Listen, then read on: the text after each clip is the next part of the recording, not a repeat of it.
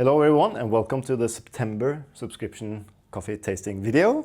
I'm alone this time, but that doesn't matter because I have three very nice coffees that I'm going to taste. The three coffees we're sending out to all our subscribers around the world. You can change, stop or pause the subscription at any time, and I select the coffees every month. We ship out the first Wednesday of the month. So I select the coffees that I kind of enjoy at the moment and ship out to all our subscribers around the world. And yeah, we do ship in Norway as well, fordi vi I Norge. So if you're in Norway, you can also subscribe to our coffees, of course, and we just ship with a normal post. With the international orders, we ship with DHL. And in fact, sometimes it's faster to ship to Tokyo than it is to middle of Norway, which is weird, I think. But that's just the way the world functions today. Cool, I have selected three coffees today that are very nice. They are quite fresh. They're from the 2025 harvest. It's the first pickings from Honduras.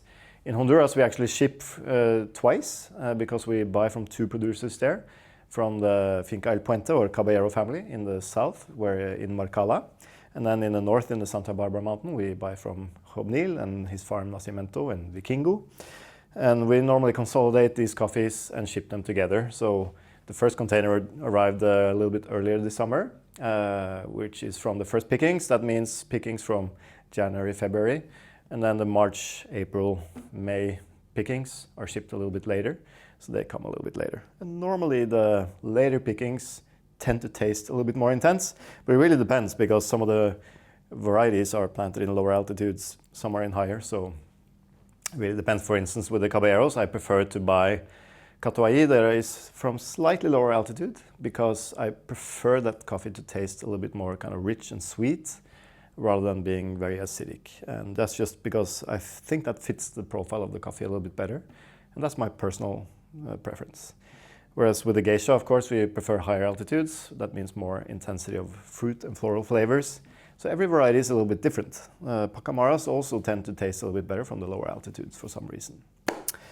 Nevertheless, let's talk about the coffees and maybe get started on tasting.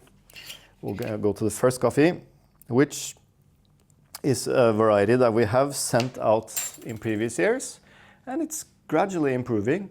And Moises and Marysabel are planting more and more of this. So this is from Finca el Puente. We are rebranding Marysabel and Moises' coffees. We used to call them Caballeros, but their real brand name is Finca el Puente. So we asked them if they wanted us to change the name, and they said, yes, please. So shout out to Marysabel and Moises. Finca el Puente is now the same coffee as the Caballeros last year, but this is the Batian variety that they are planting more and more of. And Batian is a Kenyan developed variety, but now this is planted in Honduras. Let's taste it. First of all, it doesn't really taste like a Kenyan coffee. I think that's pretty difficult to do.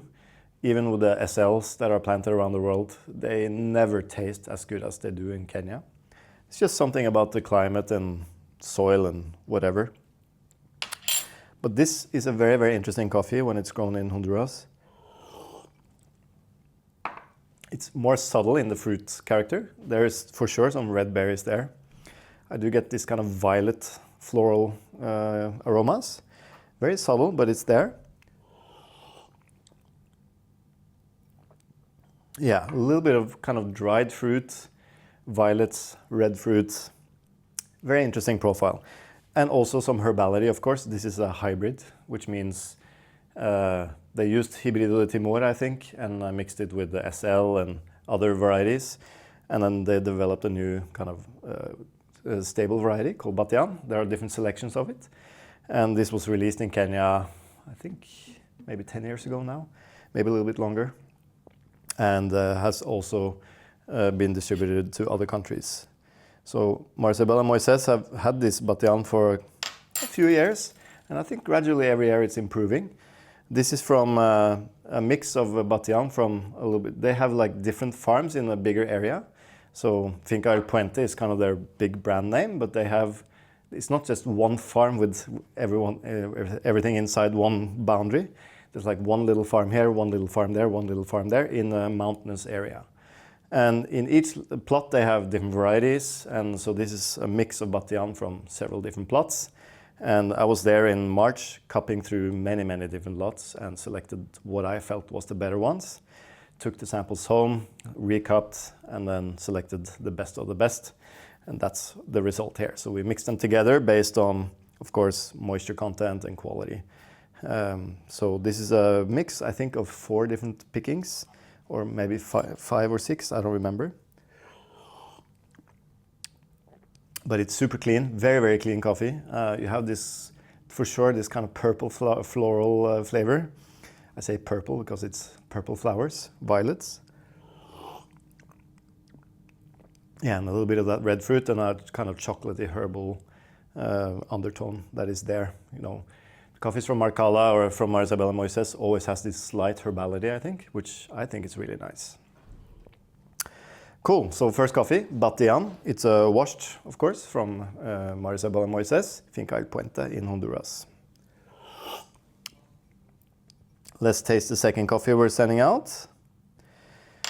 The second coffee is more of a staple from them. This is the most traditional cultivar, at least in the past. I think almost all the coffee from Honduras were more or less Catuaí, at least from the Marcala area. But because of a leaf rust outbreak, a lot of the farmers are replacing the Catuaí with newer hybrids like Icafe Noventa, Parainema, and so on. And that's because the Catuaí, it produces well, but it is susceptible to leaf rust. So a lot of times, if you're not taking care of the farm, the trees will not produce well. But if you see the films that we made from Marysabel and Moises' farms, you will see that they're super healthy. And that's just because they are really working on soil health and really working on the farms to make sure the coffee trees are healthy. So super green, very productive trees. And they produce a lot of this Catuaí, but not all of them are treated equally. Some of them are dried in mechanical dryers, some are dried a little bit in patios. We only buy Catuaí that is dried on raised beds under shade. And we try to buy from certain lots that are a little bit lower altitude. Lower is relative, it's not very low, but out of what they have, it's the lower ones. Because I want this coffee to be a little bit more kind of, think base instead of treble, like really like heavy, rich, sweet, chocolatey coffees. I actually think, despite that they had a lot of rain during harvest this year, this Catuaí is much better than the one we had last year. And when I say much better, it's maybe a point in score, but it just feels a little bit less herbal, a little bit sweeter and smoother. And it has this kind of very, very subtle kind of red fruit layer in the bottom, maybe more like dried fruits, but it's not very kind of distinct, but it's there. Whereas last year, I think the coffee was more like a bitter dark chocolate and herbal, not so much of the fruit flavors. This year it's more like smooth, chocolatey, yes, a little bit higher acidity maybe, and the herbality is a little bit more toned down. So I think just the season, you know, it's just the way it is. Probably a little bit better conditions for the Catuaí. So sweet. I love this coffee. I can drink buckets of it. Now the third coffee is from Hobnil, so from the Santa Barbara mountain. It's about 2-hour drive further north from Marcala, Finca Nacimiento. It's the first farm we started working with directly, Hobnil. He's been working his farm ever since. His quality is a little bit more up and down. I think it's like he has more like a biannual production. So one year it's a really big production, the next year is small production. He's also struggling a little bit with the labor, so it's difficult to get labor where he's at because his farm is really at the top of the mountain and there's not a lot of people who live near the farm, so he has to really get people from the nearby cities and drive them up every morning. And so he's struggling a little bit to maintain the farm.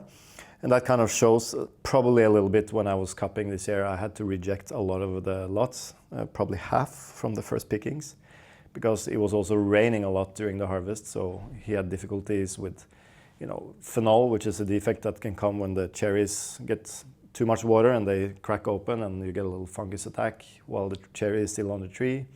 You get uneven ripening. Also, just hand sorting and all this selective picking stuff is difficult to do when you don't have enough labor. But because he's selecting or picking and separating every daily picking, we were able to reject small amounts of the bad coffees and also buy the good coffees and keep those kind of separate. So I was quite strict when I was cupping this year and selected only what I thought was really, really good quality. And I think the result is phenomenal, even from the first pickings, which normally is not that fruity. It's a little bit more toned down. This coffee, however, much more winey and like red, ripe fruit. Wow. I think this wininess is not just because it's a Pacas variety that grows in high altitude, but also because it's processed at the farm around 1,500 meters. That's where his wet mill is, at the farm. And that's pretty cold at night there. So the fermentation is quite long and cold. And we know that hot, fast fermentations don't give the same quality as long, cold fermentations. So I think that wininess is because he needs to ferment the coffee a little bit longer without it being like rotten or anything. It's just like more of a structured, winey fruit character to it. So good, and it's quite distinct. I know that when my fellow cupper in Honduras cup this, he will say mango and all this stone fruity flavor. For me, it's like Norwegian red berries. It's just we have different reference.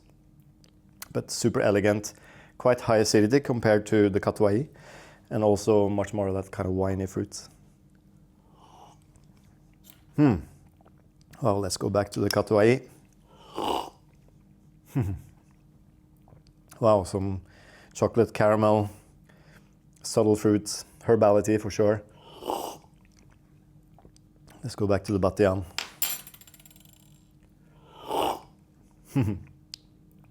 Violets for sure, red fruits, but more chocolatey than the Pacas, I would say.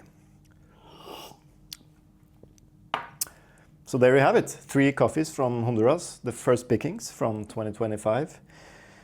We have the Batian from Finca el Puente, Marysabel and Moises Caballero.